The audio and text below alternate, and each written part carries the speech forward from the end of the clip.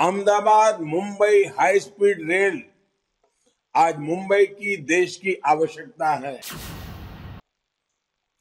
सीबीटीसी जैसी आधुनिक सिग्नल व्यवस्था के साथ साथ 19 स्टेशनों के आधुनिकीकरण की भी योजना है।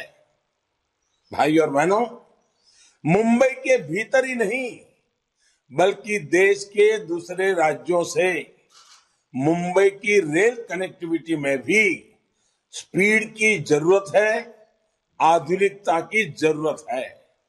इसलिए Ahmedabad Mumbai high speed rail आज मुंबई की देश की आवश्यकता है। ये मुंबई की क्षमता को सपनों के शहर के रूप में मुंबई की पहचान को सशक्त करेगी। ये प्रोजेक्ट तेज गति से पूरा हो, ये हम सभी की प्राथमिकता है। इसी प्रकार वेस्टर्न डेडिकेटेड फ्रेट कॉरिडोर भी मुंबई को नई ताकत देने वाला है। साथियों, हम सभी जानते हैं कि जितने लोग भारतीय रेलवे में एक दिन में सफर करते हैं, उतनी तो कई देशों की जनसंख्या भी नहीं है। भारतीय रेल को सुरक्षित, सुविधायुक्त और आधुनिक बनाना हमारी सरकार की सर्वोच्च प्राथमिकताओं में से एक है। हमारी इस प्रतिबद्धता को कोरोना वैश्विक महामारी भी डिगा नहीं पाई है। बीते 2 सालों में रेलवे ने फ्रेट ट्रांसपोर्टेशन में नए रिकॉर्ड बनाए हैं। इसके साथ ही 8,000 किलोमीटर रेल लाइनों का इलेक्ट्रिफिकेशन भी किया गया है। करीब 4,500 किलोमीटर नई लाइन बनाने या उसके दोहरीकरण का काम भी हुआ है। कोरोना काल में ही हमने किसान रेल के माध्यम से देश के किसानों को देश भर के बाजारों से जोड़ा है।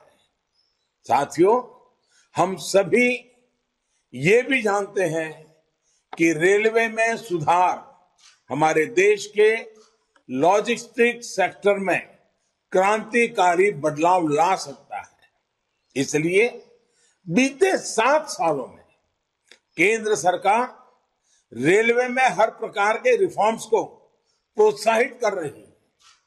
अतीत में इंफ्रास्ट्रक्चर प्रोजेक्ट सालों साल तक इसलिए चलते थे क्योंकि प्लानिंग से लेकर एग्जीक्यूशन तक तालमेल की कमी थी।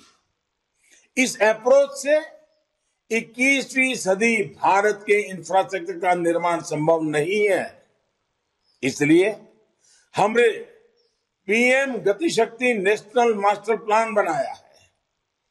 इसमें केंद्र सरकार के हर विभाग, राज्य सरकार, स्थानीय निकाय और प्राइवेट सेक्टर सभी को एक डिजिटल प्लेटफॉर्म पर लाने का प्रयास है। कोशिश ये है कि इंफ्रास्ट्रक्चर के किसी भी प्रोजेक्ट से जुड़ी हर जानकारी हर स्टेक होल्डर के पास पहले से हो, तभी सभी अपने अपने हिस्से का काम, उसका प्लान सही तरीके से कर सकेंगे। मुंबई और देश के अन्य रेलवे प्रोजेक्ट के लिए भी हम गति शक्ति की भावना से ही काम करने वाले हैं। साथियों, बरसों से हमारे यहां एक सोच हावी रही कि जो साधन संसाधन गरीब इस्तेमाल करता है, मिडिल क्लास इस्तेमाल करता है, उस पर निवेश नहीं करो। इस वजह से भारत के पब्लिक ट्रांसपोर्ट की चमक हमेशा फीकी रही है। लेकिन अब भारत उस पुरानी सोच को पीछे छोड़कर आगे बढ़ रहा है। आज गांधीनगर और भोपाल के आधुनिक रेलवे स्टेशन रेलवे की पहचान बन रहे हैं। आज 6,000 से ज्यादा रेलवे स्टेशन वाईफाई सुविधा से जुड़ चुके हैं।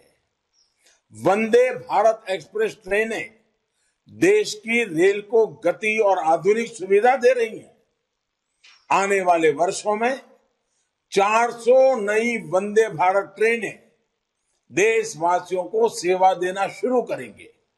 भाई और बहनों, एक और पुरानी अप्रोच जो हमारी सरकार ने बदली है वो है रेलवे के अपने सामर्थ्य पर भरोसा।